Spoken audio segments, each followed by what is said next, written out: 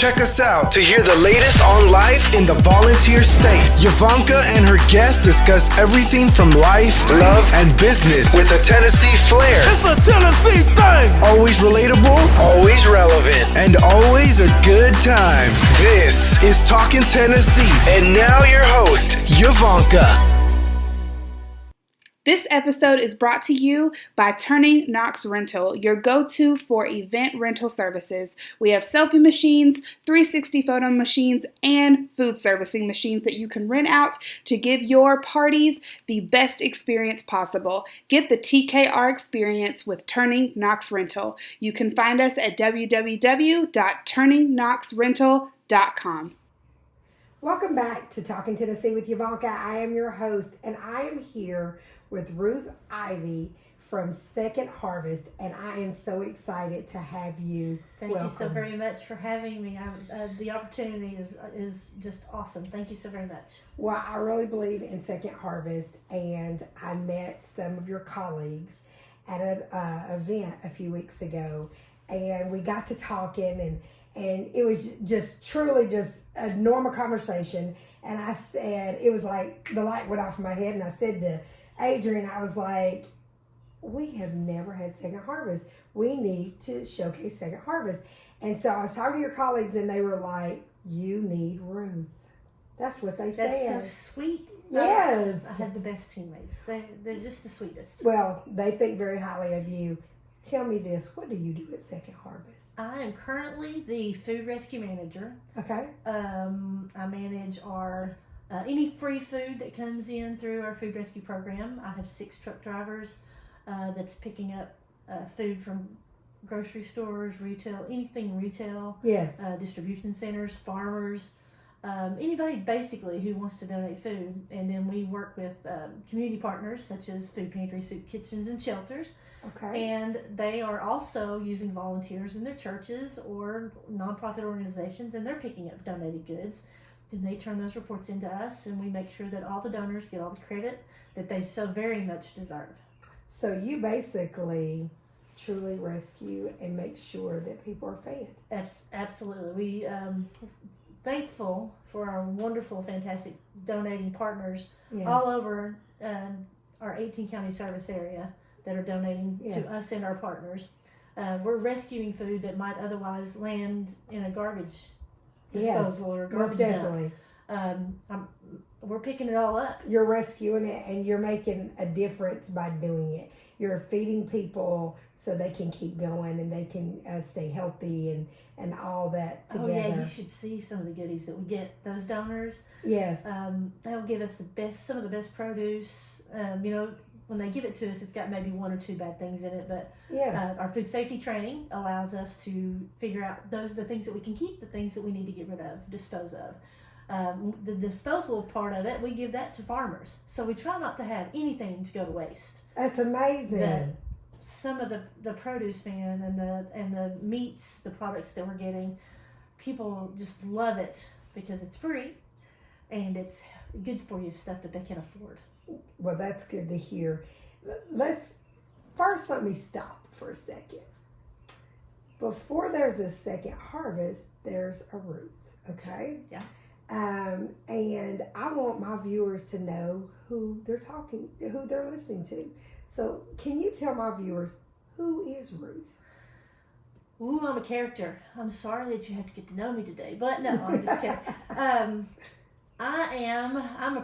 The reason I became interested in being part of the Second Harvest team is I grew up in poverty myself.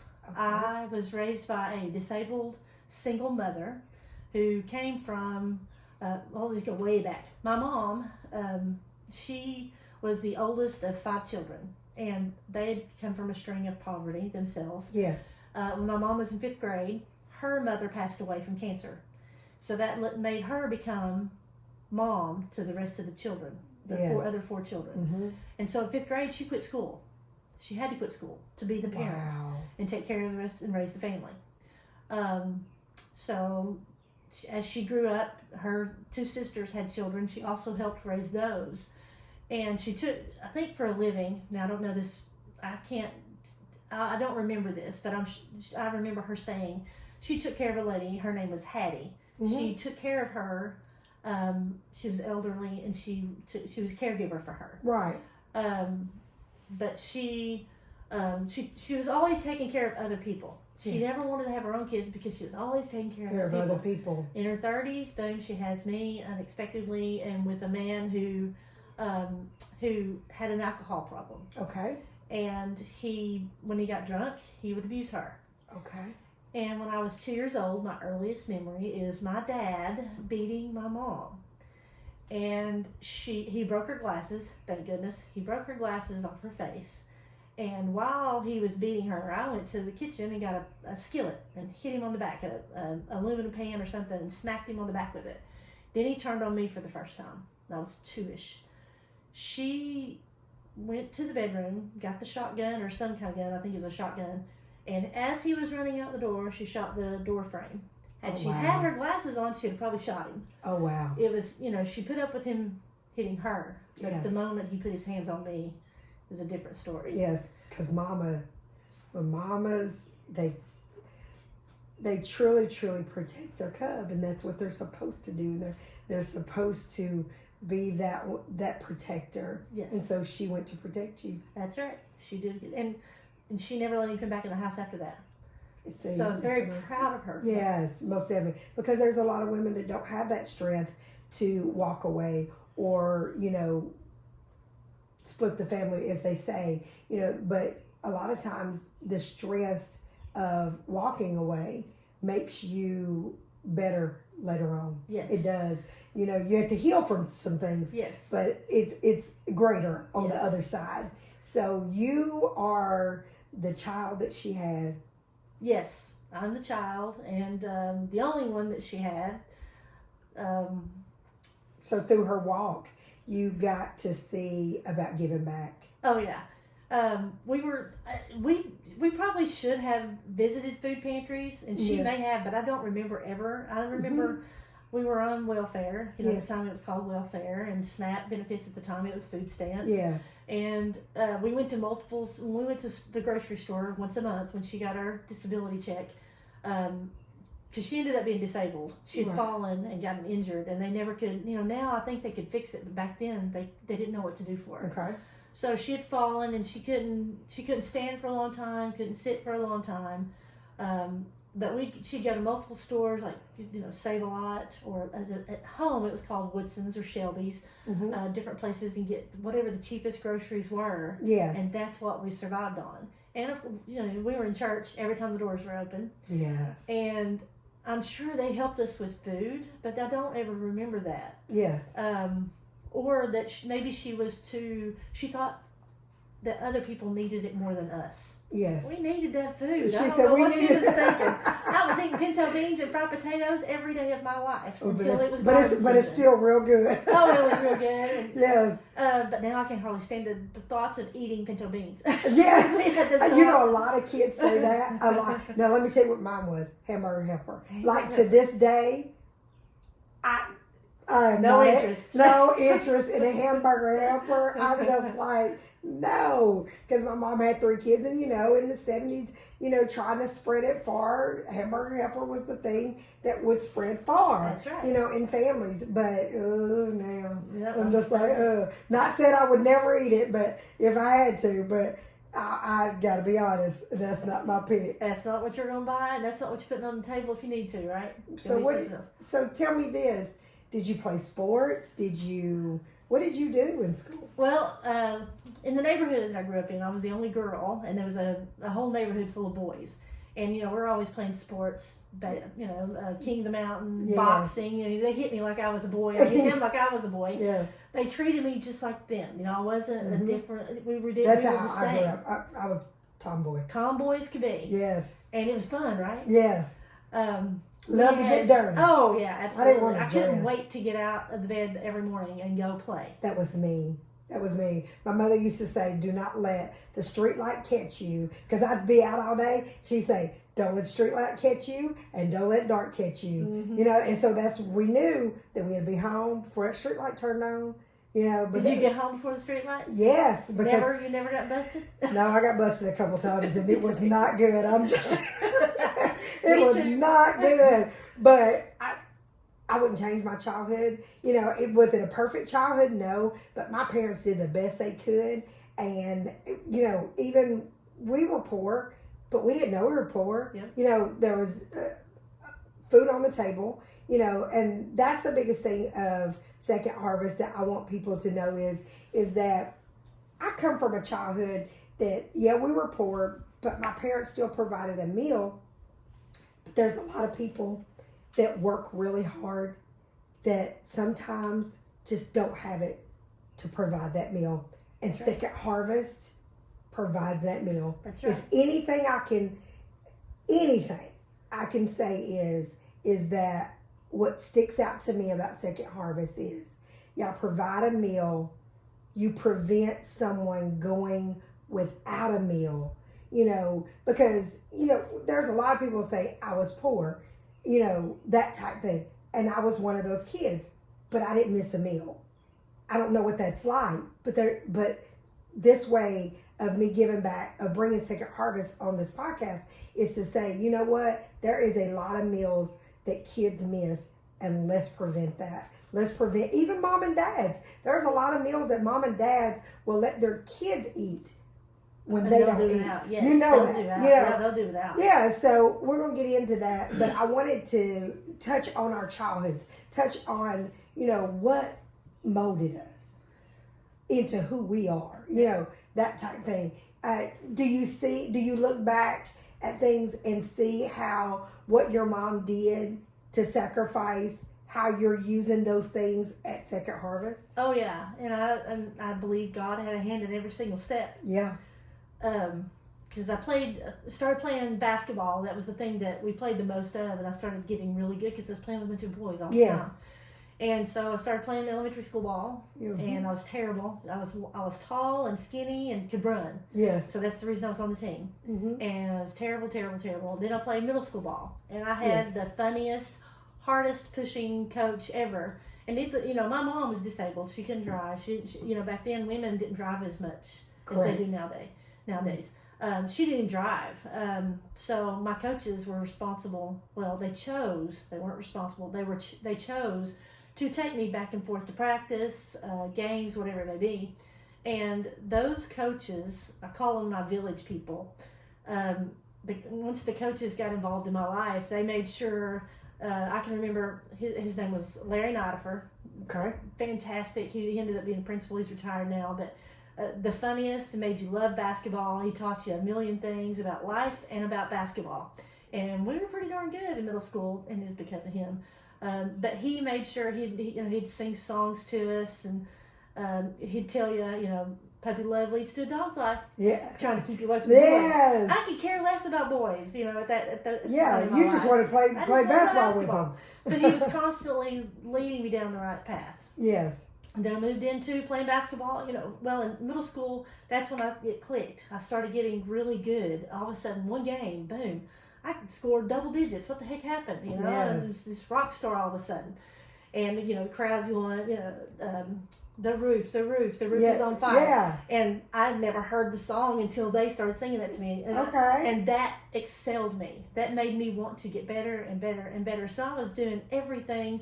I mean, I lived in a little area where there wasn't a whole lot of things you could do. I didn't have money to go to the gyms and pay a bunch of money to teach me things. Right. So I had to figure out ways to improve myself. So I was throwing the ball on the roof, trying to catch it, hand-eye coordination. I was racing cars. They'd get to the mailbox and I'd try to beat them to a certain point. I was doing things to make myself better and doing the things that my coaches were telling me. And still going through life. And then I went to high school. And my coach there, same thing, took me back and forth to basketball practice. Yes, games and all. And, and I'm in their cars this whole time. And he playing Amy Grant Christian music to me the whole time. Same. And my mom's in my ear going, Jesus is watching you. Jesus is watching you. Yes. So all of these people kept me away from the village. Kept me away. In high school, when we had home games, we were required to dress up.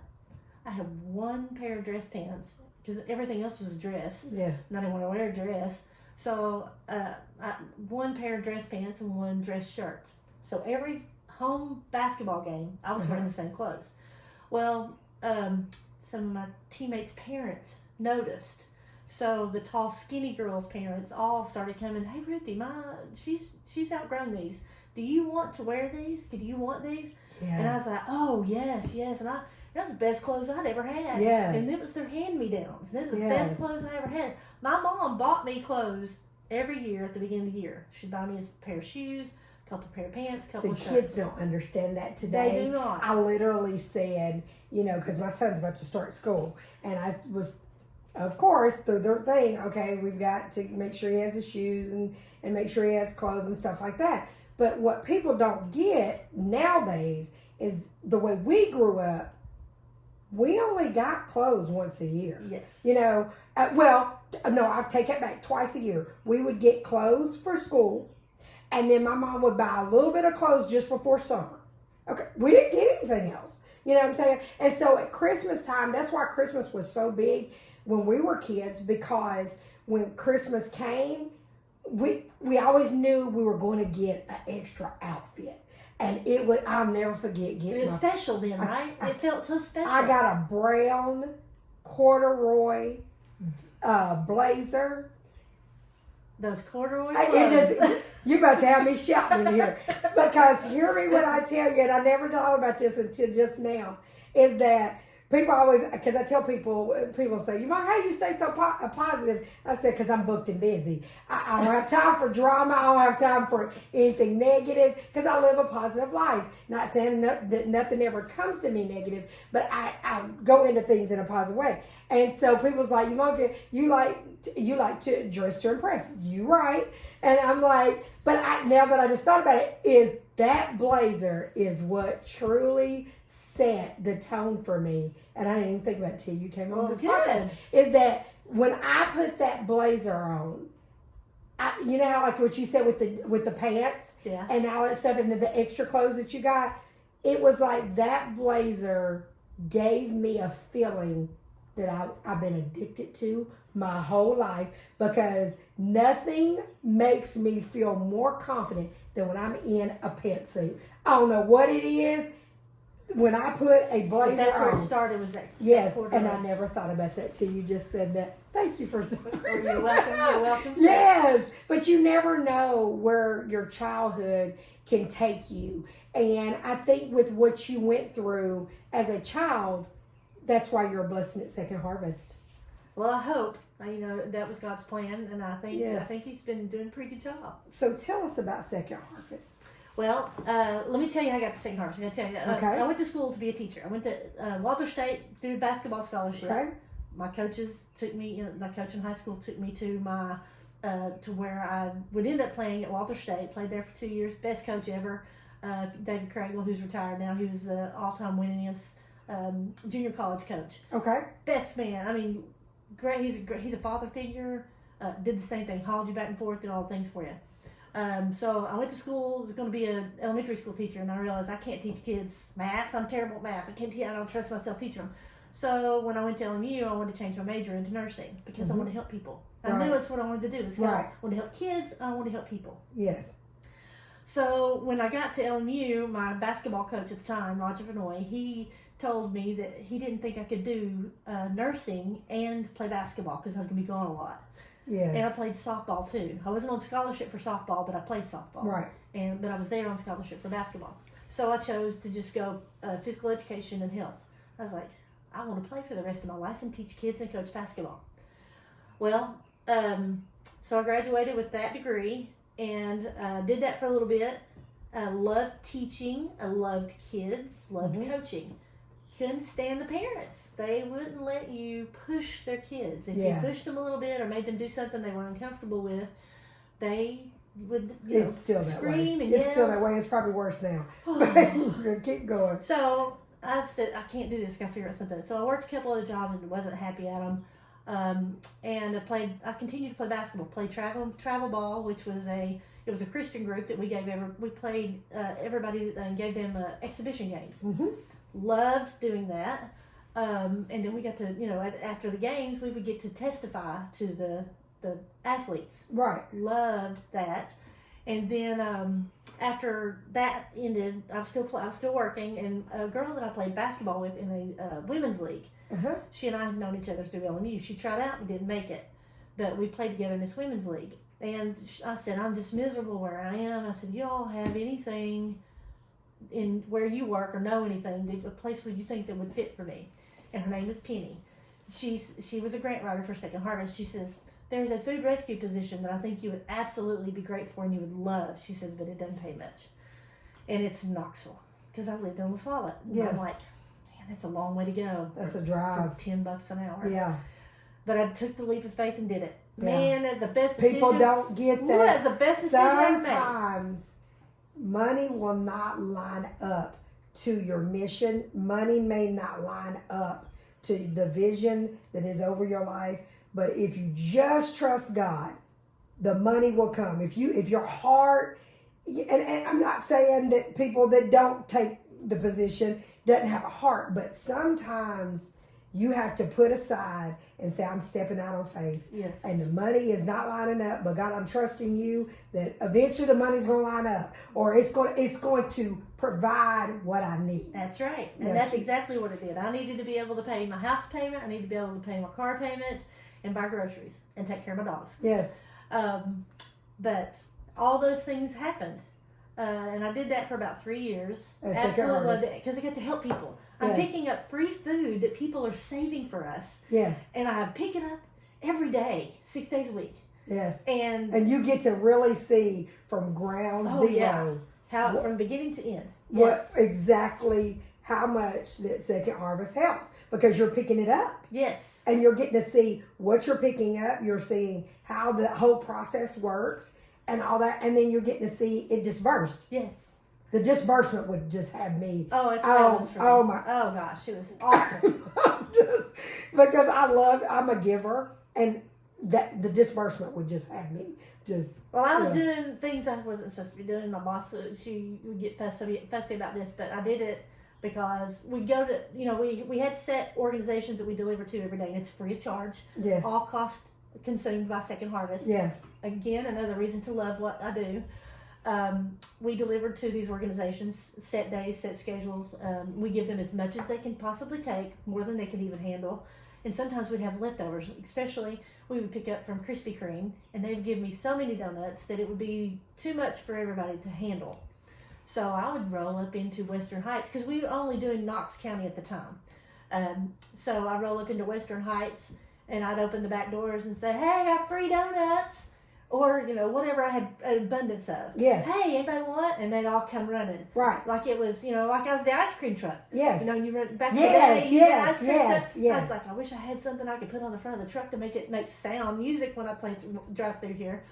And, man, it was just, You it was the enjoyed giving. best feeling. It was the best feeling. And then, did you get in trouble for doing that? yeah, I got a little bit. But I hate to say it, but I still did it. She said, how long have you been at Second Harvest? Almost 19, going into 20 years. Oh, wow. Oh, Yeah, wow. and I So will stay there unless they just decide to get rid of me until I retire. Oh, why? Why will you stay at Second Harvest? And speak You're from going to make me cry here. Speak from the heart. It's just a good place. They're good people. They're every day chasing the need. They're chasing why we do what we do. They're finding out where the hungry people are, and we're figuring out different ways every day to put that food there. And I can't be more surrounded by positive people than I could be at Second Harvest. It's just a blessing to be where I am. Thank you. It's just a blessing to be able to do what we do and be surrounded by so many people who are trying to make a change every day, and positively. I don't work with people who are grumpy and grouchy and hateful and just terrible in the world. They are the most kind and uplifting people that you could ever be surrounded by. Even when I'm mad at them, but if somebody else, it's like having a sibling They're mad. I'd be mad at them, but if you picked on them, I'm mad at you. Yes. You better back off. That's my people. Most definitely.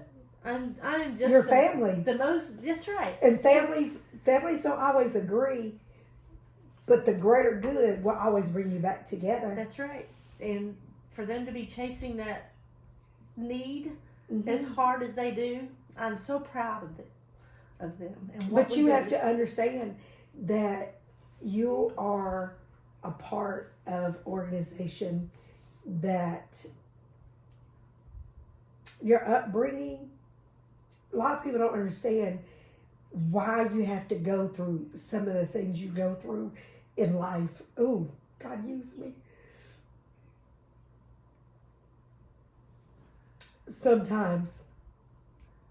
But if you wouldn't have went through what you went through as a kid, you may never be able to humble yourself enough to when you go out and you give to less fortunate families, you can relate. That's right. See, sometimes if you can't relate, people can't receive from you. That's right.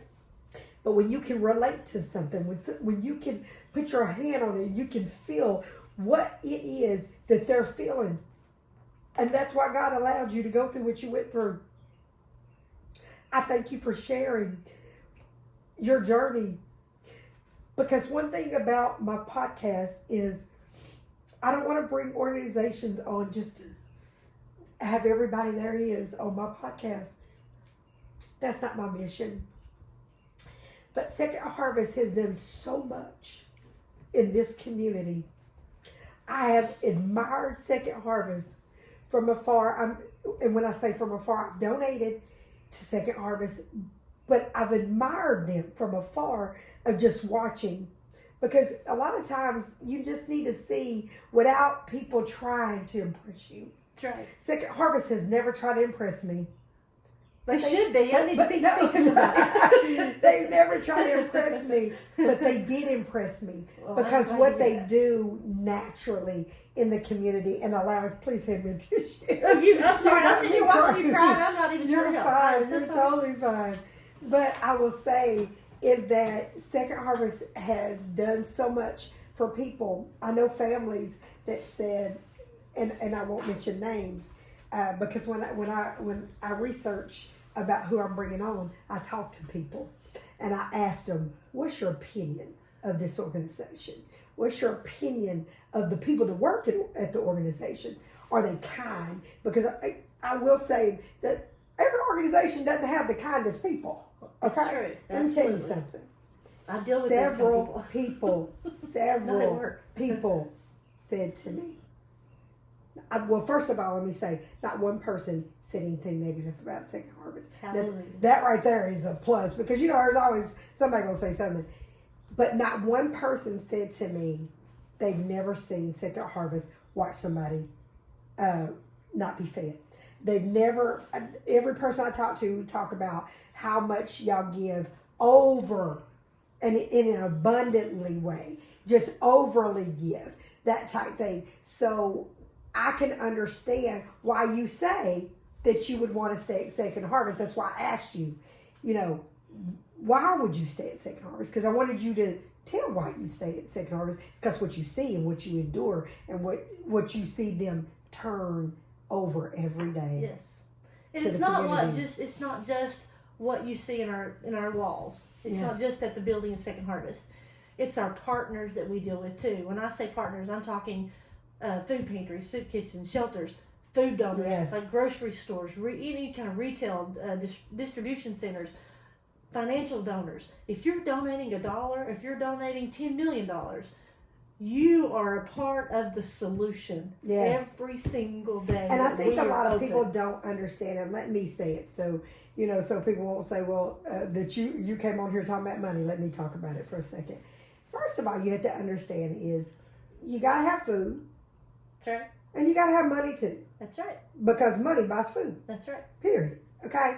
And so you have to understand that, the times that you say that you don't have the extra time to go volunteer.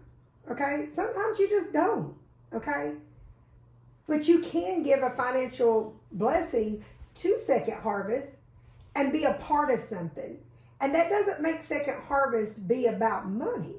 It's just you're helping a need, because there's all different parts of the greater good. You know what I'm saying? So you've got to buy food. And so I want to say that is to say, don't look at organizations as just, oh, they're just so money driven. You know, no, money, it's no different of your house. This is where I look at it. I'm like, you couldn't run your house and do what you do without money. That's right. So you have to understand that an organization can't do what they do and do all the things that you love the organization that what they do if they didn't have money to go buy those things. Right. And so those employees that they have to make sure that those employees can feed their families, you know, and clothe their families and all that kind of stuff. So that's where the money part comes into play, you know. And I believe in getting my hands dirty. I don't believe in just writing checks. I don't believe that. Okay, but I do think that checks are important as well, and I think it's a balance on both. But you got to get your hands dirty. You got to go out and be out and see what you are donating to. Second Harvest needs volunteers. There's all different parts of Second Harvest that you could volunteer to do. Can you speak on that? Oh, absolutely. You know, we have to have trucks and fuel and drivers. You have to have, you know, licensed specific drivers to drive our trucks, because we're hauling so much food. And I say so much, there's sometimes you've got, my team, their trucks haul 10 pallets. That's donated free food. But that money that you give is paying for the fuel for that truck, paying for that truck. Now we do get, and see, I don't think people think about that part. They only think about, and let me share this. Do you remember some years back, Flint, Michigan water shortage? Yes. Okay. Did you? We did too. Sent pallets of water. Yes. We did too. So there was a guy, my good friend Corey. Corey reached out to my husband and said, "Hey, I really need your wife to help get the word out." He said, "I have a vision. I've bought 3 pallets of my own with my own money, and I want to raise water for Flint, Michigan." So my husband comes in. I'll never forget him coming in to the bedroom. He's like, "Okay, listen, this young man needs help, and he needs your platform." And I said, "My platform?" He's like, "Yeah, I need you to put it on your platform about this Flint, Michigan water, and I need you to raise this water, Yvonnca." And I was like, "Well, I've never raised water." Wait a minute, what do you mean? And so he's like, "Yvonnca, he donated 3 cases, and we're going to donate some, but they need way more than that." So he brings a story to me. A compelling story. So I was like, and when I'm going to tell you what got me is when they told me about the women having babies and then they didn't have water to clean the baby. Yes. And that just, I'm a mom, okay? And so me and Corey got together, and I love both of them, and they do a lot in the community, and we came together and we raised 1,200 cases. But let me tell you about the truck. So we're thinking about the water. I'm going back to what you were talking about. So we never thought about it. You got the water now. We raised, okay, literally. I had a warehouse guy donated his warehouse. We was filling up the warehouse like no other. My garage was filled, and then we're like, what do we do with this water? How are we going to get it to Flint, Michigan? Okay? And I was just like, oh my gosh, this is what organizations deal with, because I never thought about that. So the reason why I'm sharing that is to say, if Yvonnca never thought about that, y'all probably not thinking about it either. Second Harvest has to have money to fuel those trucks. Yes. Because literally, now we were blessed. Thank God there was a guy that saw what we were doing. He was from Flint, Michigan. He was a truck driver. And he called Corey and he said, "If you raise it, I'll come through Tennessee." He said, "I'll take that water to my city." And he said, and I won't charge you anything for the fuel. But I mean, that's 1 in a million, okay? Yes. Second Harvest is, we're doing it every day. Every day. So you're not going to have a truck driver that's going to do that, but we were blessed for that. So I'm saying to you, think about that. Look what Second Harvest needs. You know, they need those fuel. So keep talking about Second Harvest. And it's not just Second Harvest. We also have our community partners. Yes. they depend on, when I say community partners like food pantries, soup kitchen, shelters, they need us to support them. Yes. They get support from their immediate community. Yes. That people will donate money, they'll donate food, they'll give the supplies that they need. Some places need trucks and things just like us, because they're doing some of the things that we're doing too. Mm-hmm. But they have to, we're kind of like a big Sam's Club or a Costco, some big place like that where they get food from. And if we weren't there to help support all the other things that they're doing, they wouldn't be able to support the people in their community. And so you have to 18 counties. So you're helping distribute food to all of those organizations. 18 counties, Yes. Yes. That's 18. And we're that's doing it all big. together. 18 counties. 18 counties. And it's not just Second Harvest. When I say Second Harvest, we are a network. When I say Second folks. Harvest, I mean Second Harvest and all their partners Oh, together. yeah. Our not partners- just Second Harvest. Man, and we have some of the best partners. I used to be an agency relations manager, and you don't know what that is, but I used to teach, coach, Right. inspect, to make sure they were being as successful as they can be, giving them a hand up, Yes. to try to serve more people at the times when they need it the most, and the things that, like I encourage them to do what's called client choice. Instead of just giving out a basket of food or a box of food, bag food, whatever it may be, allow the clients to choose what they get. Because when you're in poverty, at the end of the month, after you've paid all your bills and everything medicines or whatever it is that maybe you need your car fixed, whatever, a school function, kid had to go to something. At the end, you only have a certain amount of money for food, and it's usually the same amount, Yes. $50. So when you're in poverty, you're buying spaghetti noodles, or Yes. hamburger helper, Yes. hamburgers, Yes. whatever you can buy in a quantity, and that's what you have all month long. Yes. You don't get to choose what you get. You have the same option every month. That's because that's what your budget is. At food pantries that are doing client choice, parents get to take their kids through and go, okay, I have a child who has a peanut allergy, and almost every food pantry that gives out bags hands out peanut butter. So now they've given that family peanut butter, and they have a child at home, or They someone can't at even home. eat it. They can't even touch anything that's been around it because they're so allergic. Right. So when they're allowed to choose what they get, you're not just giving them food they need, but you're also giving them that. All of us want to shop, right? You all Right. have the desire to go shop for something. So y'all allow people to do that. Our partners, Yes. they are doing some. We're trying, more and more are coming around to doing that. But they also, for those who don't want to shop, they just want to get their food and go out. They have that bag packed or that box packed, Right. ready for them to go out the door. And not all food pantries have the same food, but when they get it from us, my food rescue team that's rescuing food, we never know what we're getting. We show up and they've saved us. Who knows? We pick up from every department. And here's another thing I've got to tell you about. My food rescue team, when I say food rescue, it's not just food rescue. Some of our donors, I'll just name them. The two that are giving us things that are not just food is Target and Walmart. They give us clothing. And this year at Christmas, Lord have mercy, I wish y'all had been there. A mobile pantry in Jellicoe, Tennessee. We were with one of our partner agencies who were doing a mobile pantry at Jellicoe Elementary, I believe it was. And I was there, and Walmart had just given me 6 pallets of clothing that were the changing seasons that weren't selling. Yes. So they gave them to us. Amazing. 2 different Walmarts. And then another 2 Targets gave me toys. I had so many toys. I showed up in there with 9 pallets of toys with this agency. And a little girl came through with her. We let them shop for clothes first, and then they got back in their car and they got to drive around, and they got to choose from 5 sections.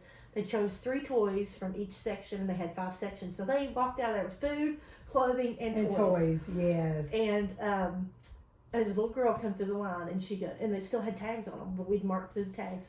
And the little girl, she goes, "Mom, we get free new clothes. I've never had new clothes."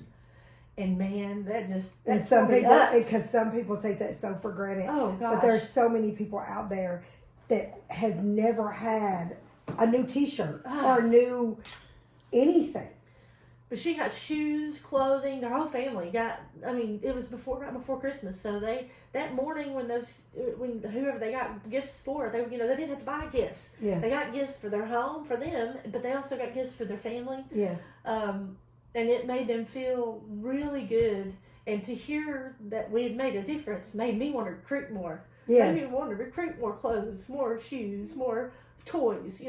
Even if it's just not even during the holiday, during the summer months. You need clothes too. Kids are out. They need things to be doing. So You have getting a in pure trouble. heart. Oh gosh, I just want us to touch every need. I know we can't do that, but doggone it, Let's we're try. We're going to try our with the best help to. of the community. We can't do this by ourselves. When I say help, it's not just financial.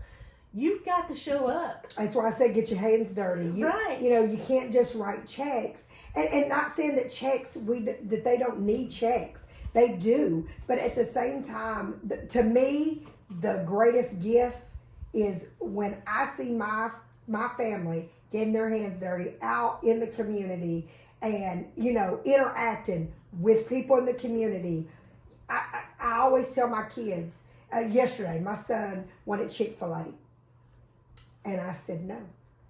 And I said, Jaden, do you remember Sunday, just before we was praying? I said, this week, we're not eating out, not one time, not for breakfast, lunch, dinner, doesn't matter. What comes up, we're not eating out. I said, do you remember that? Yes. And I said, and Jaden's working for his dad this summer. Okay. Nice. And so he's earning money. And so I said, you remember I told you we're on a budget? He goes, yes. And I said, so we're not doing Chick-fil-A. He said, but I've got money. And I said, I don't care if you've got money or not. I said, you're not getting Chick-fil-A. And so I said, Jaden, do you realize there are kids out here that would love to have anything in your refrigerator?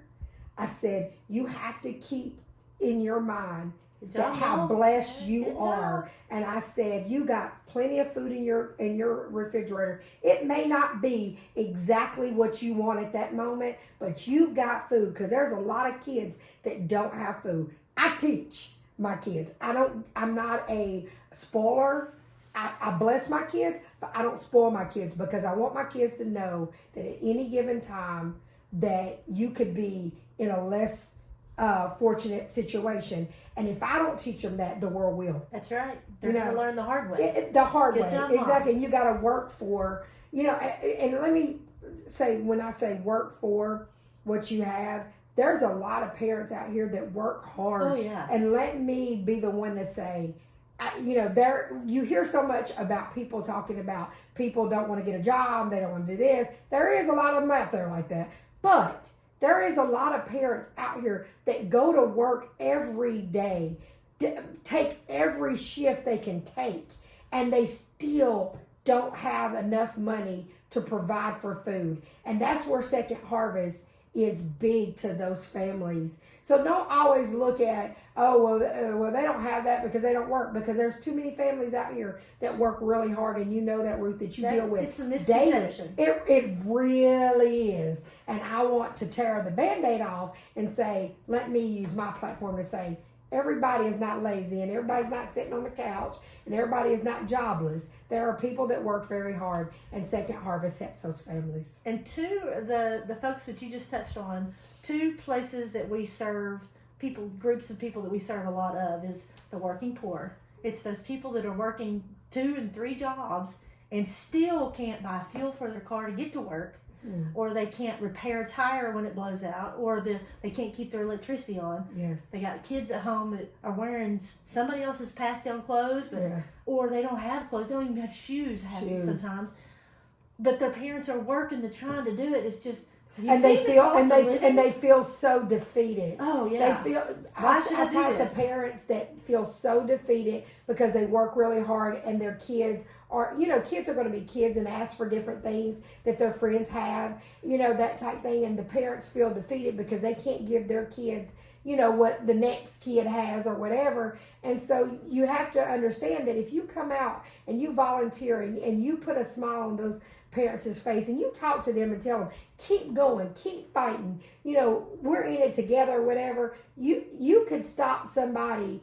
You can stop suicide. That's right. You can stop a lot of mental health issues, a lot of that, just getting your hands dirty, coming out, volunteering for Second Harvest, and getting to know the organization and who they do business with. Because I promise, once you come and get your hands dirty, like you're saying, get your hands dirty, the moment you start seeing who you're serving, because you're going to want to do it more. Yes. You're going to want to figure out a way to be a part of it, whether it's a food drive, whether you come and volunteer, or you donate money, whatever it is. You're going to want to be part of it even more once you do it, but you got to do it. You got to get there. You got to do it. And I think a lot of it is you got to humble yourself and understand that you are blessed if you don't have to turn it to Second Harvest for food. Second Harvest is a blessing, but you're blessed if you can put food on the table for your kids. You can do whatever for your kids. You are blessed. Now let's bless the people that can't do that by our time, our energy, and even our money. That's right. I mean, that type thing. My son, when I said that to him yesterday, he's like, "Okay, Mom." I'm like, yes. But tell me this, September, Hunger Action Month. Is that what you're talking about? Please tell me what. Tell me about that. We're part of a large group called Feeding America. We're a network of food banks. Okay. Again, as I mentioned earlier, food banks are basically big Sam's Club or Costco's for organizations within communities. Yes. Our food bank is considered to be a medium-sized food bank. There's 5 food banks in the state of Tennessee. Okay. There's 202, I think that's what the number is, 202 food banks across the nation that are doing what we do. So we're attacking it as a country, as a nation. And in the month of September, that's when we try to make you more aware of the things that we're trying to do and try to get you involved to help be the solution to ending hunger. My boss, we were in a meeting yesterday, and he says, my goal is to work myself out of a job. I want to keep doing what we're doing to eventually where no one needs food again. So I'm going to work myself out of a job. Yes. That's what we're all trying to do. Yes. But that's not what's real in the world. Right now, hunger is larger than it's been in a long time. Mm-hmm. With the people being homeless, people being without food, and the cost of living is unreal. I'm in real estate, and terrible. Rent is unbelievably high. And there's houses available. And there's so many families are having to come together, like 2 to 3 families live in one house to be able to afford, and God forbid, a husband and wife sit and say, "Oh, I need a minute, to breathe." Well, just imagine if you have 2 or 3 families in your house, you don't have that much room to move. So let me ask you this. Off camera, I always try to get to know the person and know things about the organization. And we talked about, I said about the box. I said, I've seen the box. I've donated to the box and everything. And I said, is that during September? And she said, really, it's all year long. Can you speak on that? That's food. She's talking about food drives. Yes. Food drives is where people, they choose to, specifically, I'll talk about stores. If you go into a grocery store and you see a box up front that's usually a black and white box, sometimes it's a blue barrel, but you'll see the Second Harvest label on it. Buy something and put it in that box. That's called a food drive. Yes. If you'll put food in that box, all year long. All year long. Not just Thanksgiving and Christmas. Yeah. Because I see that box have more things in it, Thanksgiving and Christmas and Easter, like holidays, but people have to eat all year round. And that's what we try to promote, that try to tell people we need that year round, because I'll tell you where that food's going.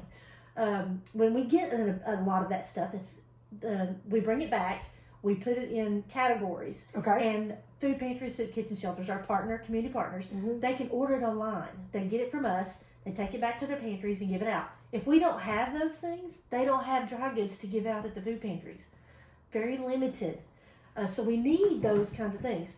Also, some of that food goes into it's close to my heart. My team delivers these boxes. We deliver dry goods to some of our senior and disabled housing facilities. Okay. And without that food, like right now, we don't have hardly anything because we're in the month of July, bare bones in the summer. Yes. A lot of organizations have a lot to give them, so we're filling it with things they don't need, sweets, and things we don't. But we need to fill the box. We need your food drive food. Go when you're in the grocery store and you see that box, fill it up. Buy a case of something. Buy 5 cases of something. Yes. Put it in that box.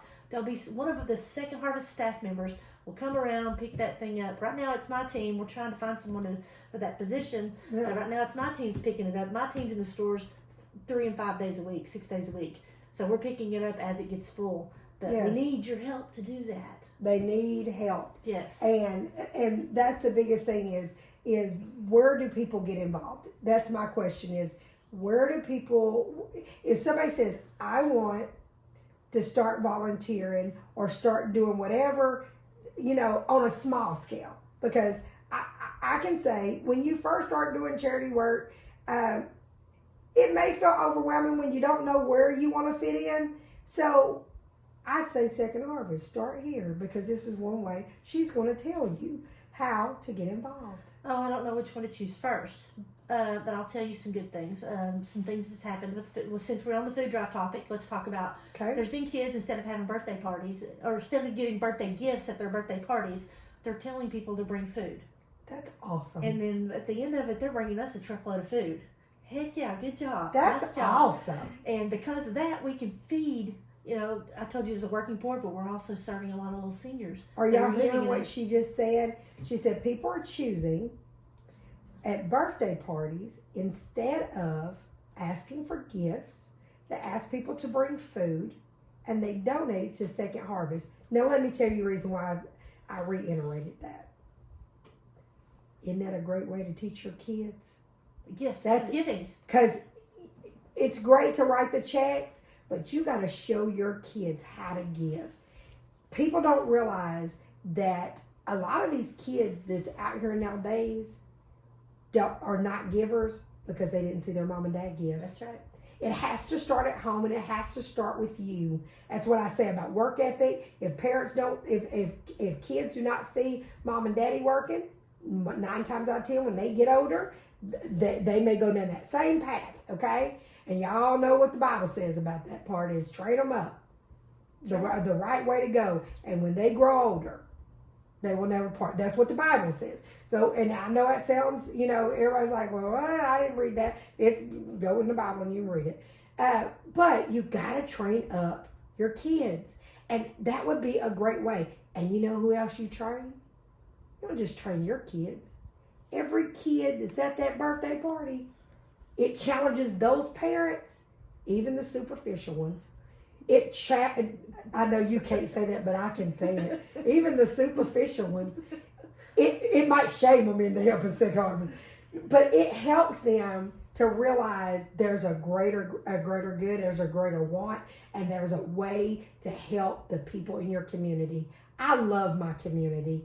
I love doing stuff for my community, not for attention. I don't need the attention. I don't need the attention. I don't need the lights, camera, action. But I do need to know when I lay my head down that God says, well done. That's right. I need to know that. And those gifts come back to you. It does. When you give, it comes back to you 3 times. It does. And you have to understand that you feel better when you're doing. What feeling, if you think about when you do for yourself, it's a short feeling. Oh, great. I accomplished this, or I did this, or whatever. But when you give for somebody else, that's a lasting memory. That's right. You will remember when you see that person, you're going to be so happy to see them, and you're going to be wanting to know, how are you doing? That's right. And that all story that I stuff. told you about the little girl getting her clothes, for the first time getting free clothes, the tag on them. That stuck with me. Yes. And, I get to do this for a living. And you was a kid. Oh, you was that kid. I was that kid that could have gotten the new clothes. That would have been ecstatic about having a new outfit. Yes. But there's so many different ways that you can help. If you go buy food, we can buy 4 times what you buy because we have such buying power being part of a network called Feeding America. Yes. So when you donate money, food is great. We appreciate it. We need it. But every time you donate cash too, we use that for the trucks. We use that to buy food because we don't get enough donated goods. Like I just told you, we don't get enough donated goods to supply our partners. So you have to go buy it. We have to go buy it. And if you donate it, we can get 3 and 4 times what you buy in the store because of our network. Are y'all hearing that? So keep that in mind too. So when you donate money, they use that money for the fuel, and they use that money to go buy the things that didn't get donated, so that no one goes without having the things that they need. So it's important to donate. It's important to donate food and money, and your time. Where does people need to get involved? You can visit our website, and that's secondharvestetn.org, and make sure you choose ETN because, like I said, there's 5 food banks in the state of Tennessee. You'll get us all. Okay. But we're the East Tennessee branch, and we serve 18 counties in our service area. Like I said, we're medium size. Nashville's the largest size, but we are the medium, and we are serving the East Tennessee area. So we would love for you to come and ride on my food rescue truck. If you ride with my team, she said, "Come ride." You're gonna see the blessings and feel the blessings, and you got a driver that's in that truck all day long by himself. You just being there and talking to him all day brings his spirits up. The morale is fantastic, and he's got a tough job. He's feeding people for a living. There you go. So we need you. If you are looking for a place to volunteer, choose us. Choose Second Harvest. And I highly recommend. Y'all know I don't bring just anybody on my podcast, and I don't recommend everybody, that type of thing. But I do believe in Second Harvest, and I believe that they do great work, and I feel like that they have a mission that they live out every day. They are a walking testimony of what God would want us to do for our community. So September, you're welcome. So September, before we end this, September is Hunger Action Month. And is there anything? What do people need to do? Fill up the boxes. Fill up the food boxes that you see at the stores, or whoever's having a food drive. Everybody can have a food drive. It could be a bank. It could be anybody. But ask for a food box so we can do a food drive in your store, your whatever it is, your birthday party, whatever. So that means I'm challenging my viewers to ask their employer to bring a box from to call Second Harvest and ask for one to be delivered to their facility. And I am challenging you to get a box delivered to the churches, to the businesses, other organizations. Helping Second Harvest. I'm challenging everybody. Weddings, birthdays. Yeah, weddings, birthdays, all that kind of stuff. Anything that you can think of where a box could go. I'm saying to you, schools, because school's going to open up. Okay, can schools do a drive? Yeah. Schools compete. Yes, compete. So yes. you can race the most. Yes. That's a great thing. Yeah, even the ball games. That's right. The ball games, because we all like sports. Yeah. UT does it. I'm challenging you, okay, to get a box delivered, and I love Second Harvest, and I love you, Ruth. Well, I love you too, and I'm so glad you allowed us to come today and share our story. Most and definitely. Get people to come be a part of us. And I will have you back. I promise you Second Harvest will be on our calendar, that we will shout them out once a year and see what's new at Second Harvest. And we're trying to start that now, is picking some organizations that we like to bring back and get an update about their organization. And guess what? Second Harvest is one of them that we're going to do. Awesome. So tune in every Friday to Talking Tennessee with Yvonnca. I am your host, and Second Harvest is here today. Bye, guys. Thanks for listening to Talkin' Tennessee with Yvonnca. Watch out for our weekly episodes from the First Family of Real Estate, and check us out on the web, www.yvoncasalesrealestate.com. See our videos on Yvonca's YouTube channel, or find us on Facebook under Yvonnca Landes, and Twitter @Yvonnca Landes. And don't forget to tell a friend about us. Until next time, Yvonnca signing off.